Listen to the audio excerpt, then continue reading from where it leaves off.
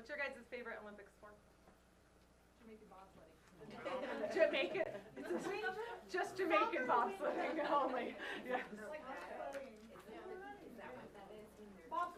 Bobsledding. I don't have anything about bobsledding. Bobsledding is so cool. No, it's curling. Yeah. Curling. That means where you hit a pretty back. Well, yeah. Is that an Olympic sport? Yeah, in the summer it is. That's All really cool. I don't right, think I knew so that. we'll go ahead and get started. Thank you for coming to the first MAC talk of the semester. It's going to be a good one. And so the math department hosts these talks throughout the semester because students always want to know, why do I need to know this? I just say it's fun, and nobody believes me. So, but it is fun, and math is everywhere. And so the different talks show us where math is hiding. Some of the spots we don't even think about it, right? And so this is also a great opportunity for you to see what math teacher you want next, okay? Sarah Pauley, one of our professors in mathematics here, teaches Math 1400, business, problem solving. All the calculi. All the calculi. So, early registration is coming, so you might want to think about if you want to take her for math next semester or someone else. It's up to you, right? So before we get started, everybody make sure the students who are here have signed in, because I want to remind you that some of your math teachers are making you come to these for an assignment, right? But you also get credit if you're in first year success. How many of you guys are in communication? Some of your communication teachers want you to see another public speaker and talk about your experience and their experience in public speaking, and some of your English teachers require. So it could be a 3-for-1 deal, right? For coming for 30 minutes and getting some chocolate and maybe winning your prize at the end, okay? All right. And if you go to all the MAC talks, you win the prize. Yeah, and if you attend all 3 MAC talks this semester, we randomly draw one person will get a free textbook of their choice next semester. Okay? Yeah, I that's cool. prefer that it's a math textbook, but then he's like, biochemistry. Bill back there is like, no, biology. Okay? Those are your choice. Amanda won last semester, and that sounds like I'm buying you a psychology book. Because she's done with math and statistics.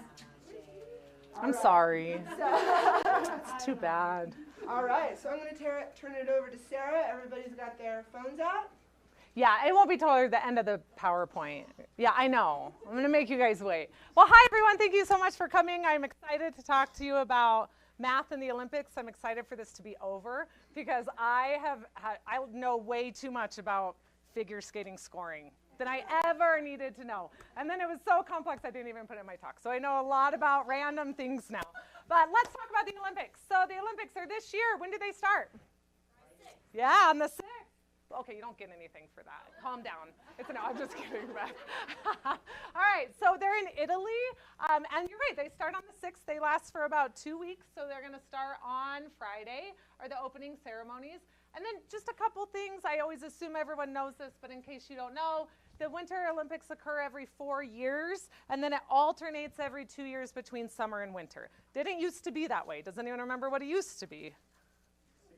It was, yeah, and it was every 4 years. That's it. So it's a little sooner now. What else was I going to say? Yeah, and so we're doing Winter Olympics this year, which is my favorite because I'm not great at it, but I love to ski and I love snow. So this sucks. But I love snow. So Winter Olympics are my favorite. So I'm going to look at a couple things about Winter Olympics that are interesting. Before we get to the sports, though, let's talk about the Olympic symbol. So the Olympic symbol are 5 circles, right, that are interlocked together. And they have different colors. And when you look at these, the Olympic symbol, mathematicians love to bring it to something a little bit more complex. And so something that the Olympic symbol kind of reminds us of is a structure that's similar to the Borromean rings. And the Borromean rings are 3 rings in mathematics. So they're 3 simple interlocking rings. And these would be in 3 dimensions.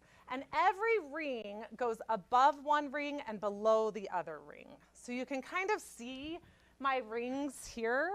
You can make I practiced this word like 400 times this morning. Borromean. You can make a Borromean ring by taking, if you had like your hair and you were braiding it, and then you cut it off, don't do that, and then you attach the ends together, that would give you one of these structures. One thing that's interesting about this is if you get rid of any of these rings, so look at the green ring. Think about if you took that green ring out, okay? If you took that green ring out, it will leave the blue and the red ring separate and not together anymore. That is the coolest thing. So I did this on my iPad and it didn't work super well. But I went in and I just erased the green ring. And you can see when I erased that green ring that now the red and the blue are separated. So this is a branch of math. I did this all for Professor Newberg because this is his jam, because he is a topologist. And topology is a branch of mathematics that looks at properties of geometric objects, and those properties are conserved under continuous deformations or deformations. Okay? Topology, I am not a topologist. I think we did a graduate class a long time ago in it, and it's a really cool branch of mathematics. That is one tiny little thing of math. When I got my master's in math, I found out, oh, I don't really know math. That's what I learned in math. I know about this much math, and math is huge. So, yeah, Miles, go. No, don't be sorry.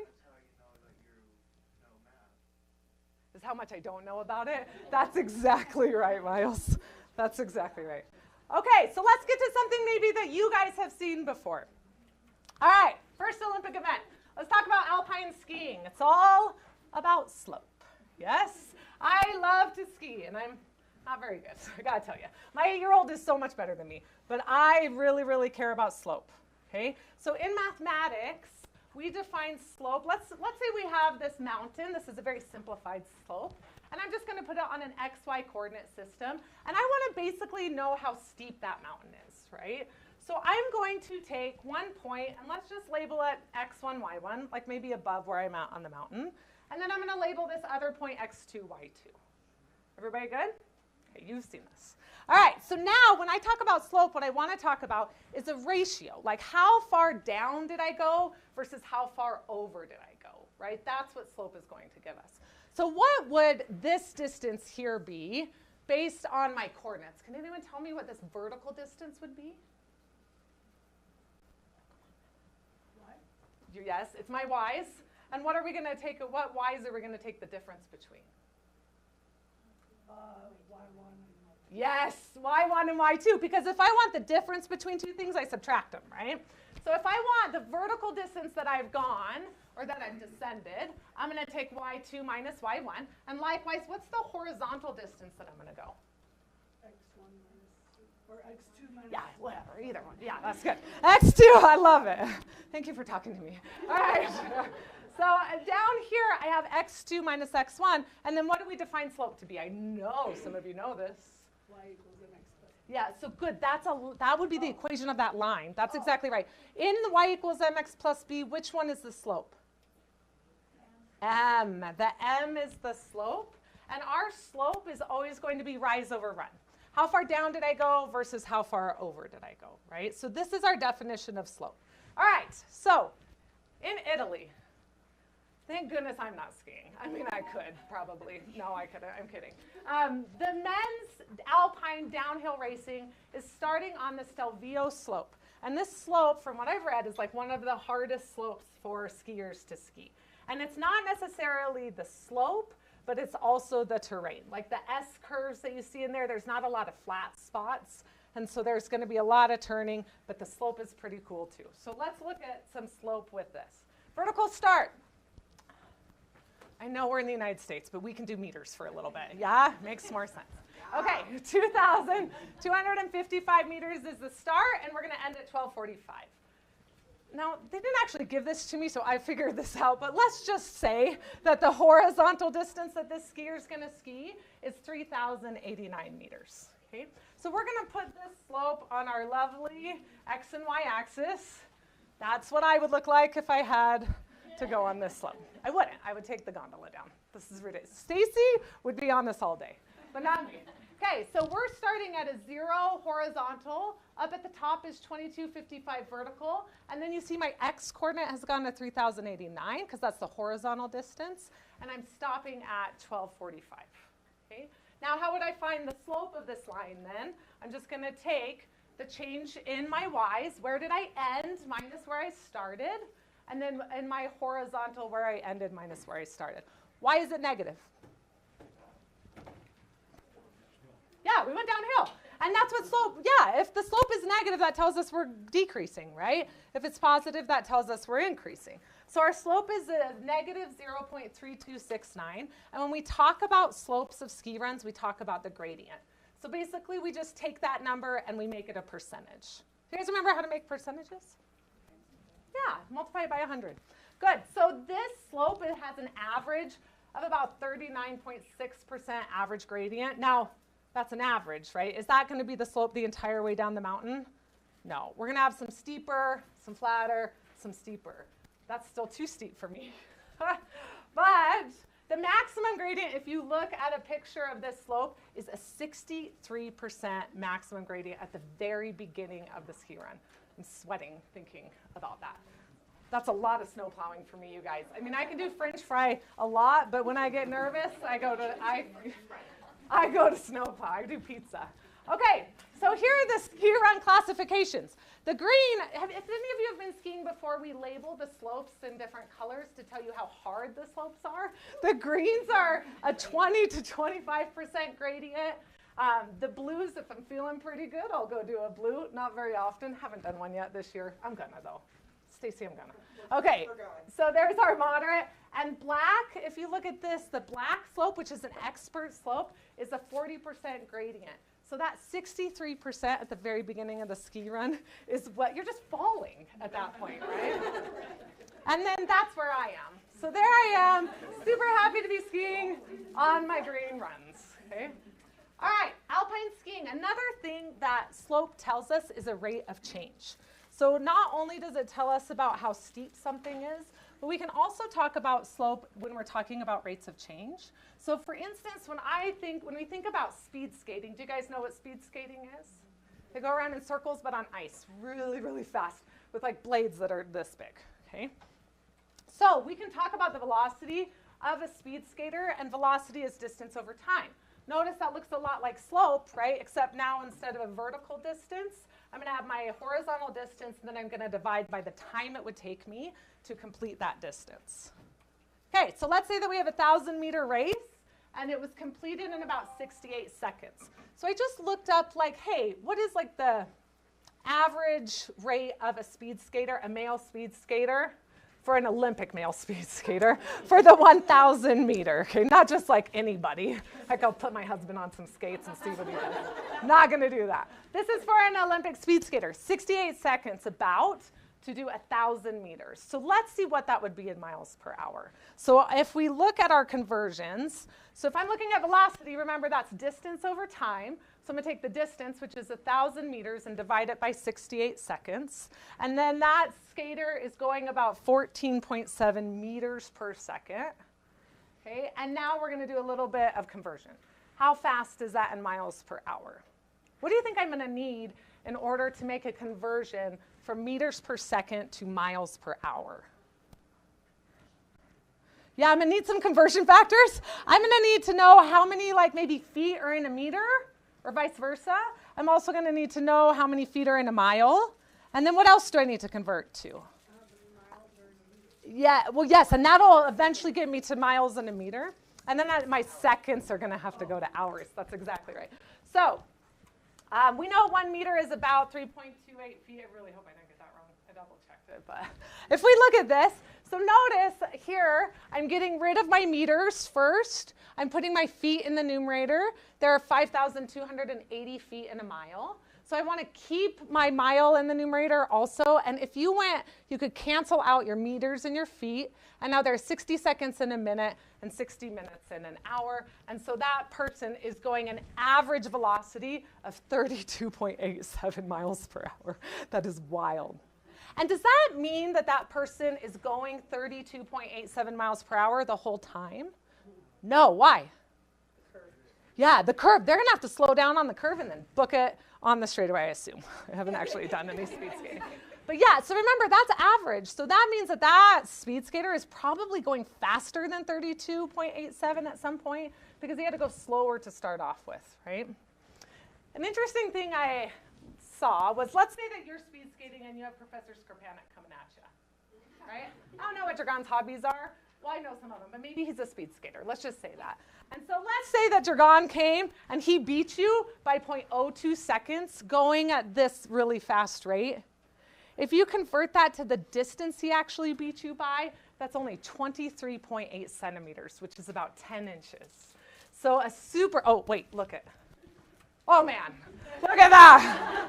He's so fast. I thought he'd be here so I could pick on him a little bit. But so that's pretty crazy that at those speeds, just a small, like at 2/100ths of a second means only 10 inches that that person beat you by.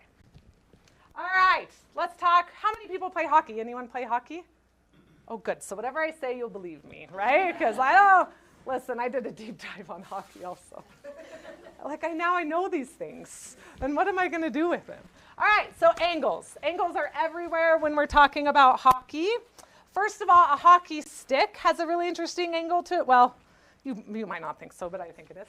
It's an obtuse angle. What's an obtuse angle? Yes, greater than 90 degrees. That's my student right there. Yeah, see, Miles? We're not doing angles, so nice. Yes. All right, and so that's one angle. And if you kind of read about it, which I have, the different angles, right, offer different things when we're doing hockey. So 135 degrees to 140 degrees is the standard angle for a hockey stick.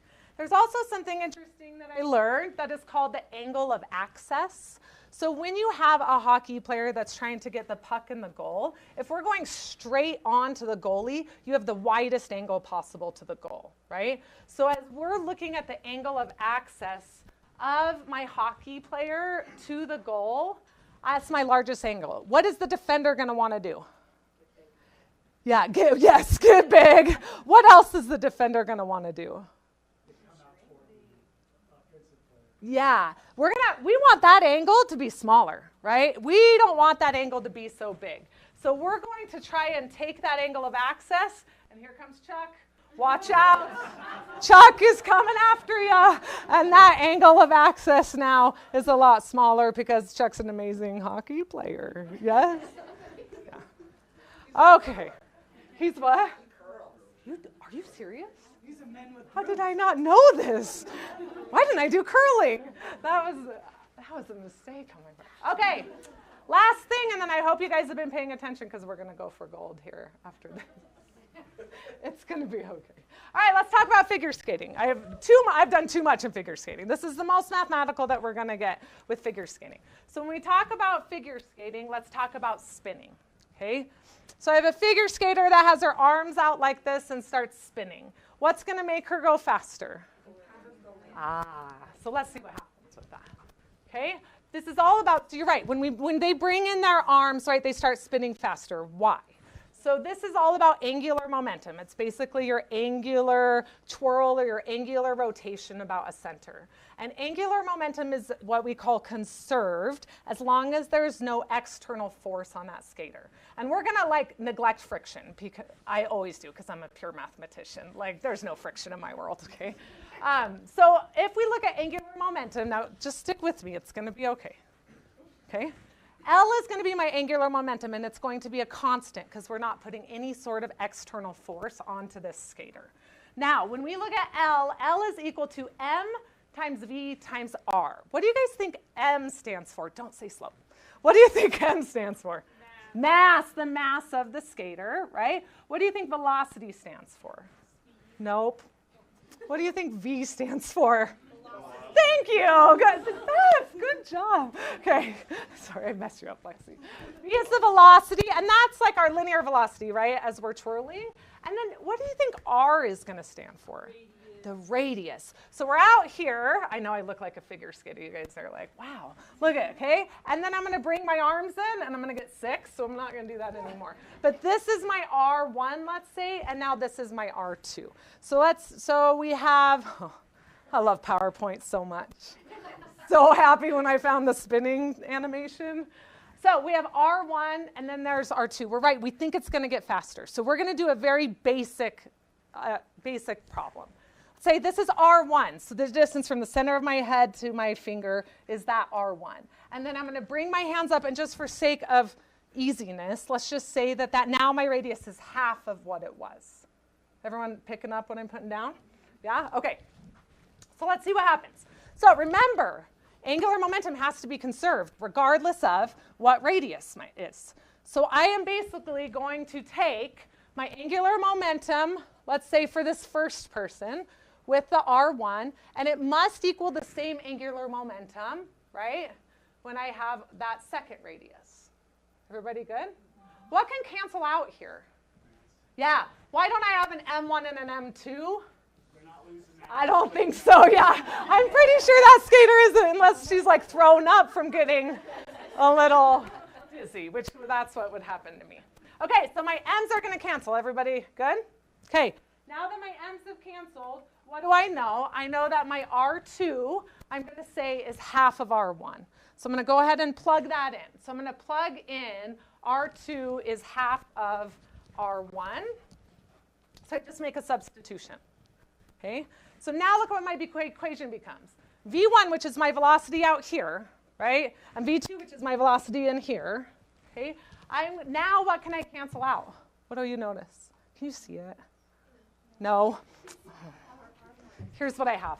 I have V1 R1 equals V2 times 1/2 R1. What can I cancel? R1. My R1s, yeah, because it's not 0, right? So if I cancel those, and then I move that 1/2 over, how would I move the 1/2 over? Multiply by 2. Look at what that says. So this is proof that when I bring my radii, if I make it half, my velocity actually increases by 2-fold. Okay? So my velocity increases as that radius is brought up, with a lot of assumptions. We're like hanging out in assumptions world. Don't tell Stephen Shutton that I neglected like everything that is part of physics. Okay, so the skater is going twice as fast by taking half the radius. Questions at all? Oh, I know why you're here, to get on that podium, right? Okay, we got some figure skaters. Well, there are some math professors as well. We're very talented. But the question is, do you have what it takes to bring home the gold? So if you would get out your phone, if you would like to participate, why wouldn't you? You don't have to. Let's play a Kahoot. Okay. So if you have your phone, I'm sorry, I don't know if I have a QR code. Let me look. But you're going to go to kahoot.it. So www.kahoot.it. And will you please enter that game pin, or you might be able to do the QR code if I don't stand right in front of you. Can I increase that at all? Can you guys see that? Tell me when, well, it'll show. Oh, Josh, what? Good job, Josh. I need another W. Kahoot.it, if you can't get that. And go ahead and put in your, and we'll see if you've been paying attention. And there's a reason there's a podium here. Thrilling prizes if you win.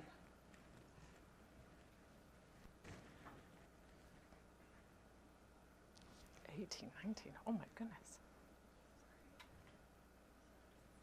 Anyone need a little more time? Miles, aren't you gonna play? I wasn't paying attention. That's okay. He's honest. I know, but you can still play. It's multiple choice. Everybody, he's doing the homework for my class. I should probably just leave him alone. Okay, is everybody in?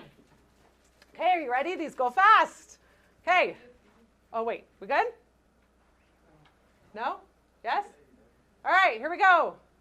First question.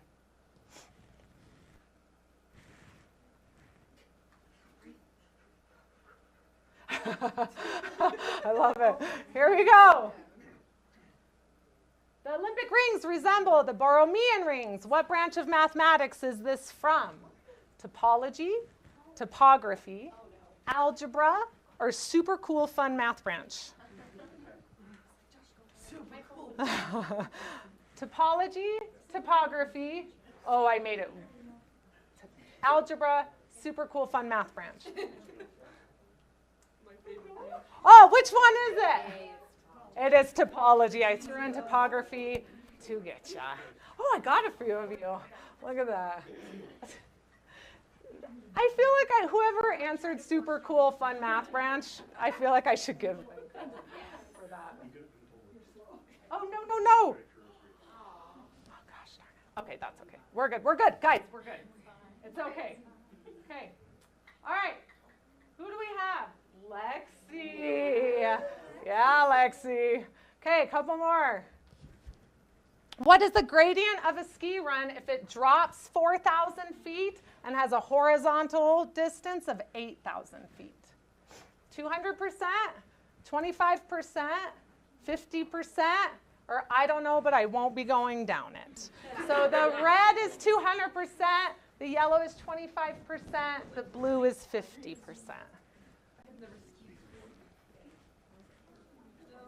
Oh, was that too fast? I'm sorry. I did this with Leo and Ryan last night, and they told me it was too fast.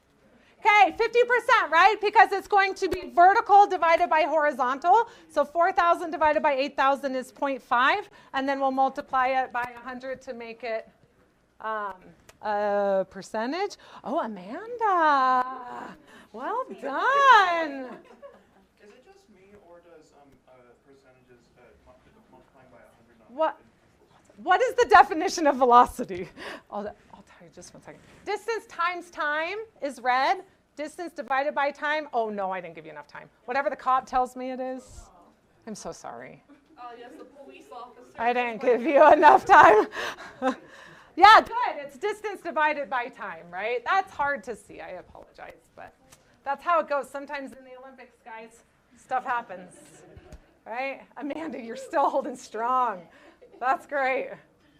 Okay, 4 of 5. What is the most common angle of a hockey stick? 125%, 135%, 100 degrees percent. Degrees, or I don't know, but I hope Chuck isn't coming for me. Good. Okay, I got you guys a little bit on the 125. It's about 135 degrees. It's between 135 and 140. Oh, this is getting exciting. Lexi is pulled into the front. Lexi. Okay, we got the last one. Are you ready? I would be just like you if I was playing this right now. All right, the last one. What happens to a skater's spinning velocity when her radius is cut in half? Her velocity stays the same. Her velocity triples is blue. No idea, but she's probably cold. Or her velocity doubles is green. And good, you guys got it. Trina, don't break your phone. I don't know, I'm sorry. All right, are you ready? We got a podium. So if you are first, second, or third, you must come up and you must get your medal. All right? Okay, here we go. Let's see. Okay, Goldfinger. Who's Goldfinger? Oh, come on, Randy. Who's won? Oh, Lexi. Okay. Oh, Dr. Goff, congratulations. Lucy told me all the right answers. So she should good. Okay, stand on the third place. No, wait, who's? Oh, Helen, of course. Helen, congratulations. And then Lexi, you have to stand on first. Now, yours is smaller. Listen, I reused recycle, right? But congratulations. And now you can't sue the college if you fall. But, okay, now we're going to sing the national anthem. I'm just kidding. We're not. Yay, good job, everybody. Wait, Helen, wait. Did you get a picture? One picture. Thanks, Lucy. All right. right, thanks. Good job, you guys. Don't fall, Lexi. Okay. All right, thank you, everybody. That's all I had for you. That was super fun, and I hope you go and watch the Olympics and think, no, that's yours. You earned it.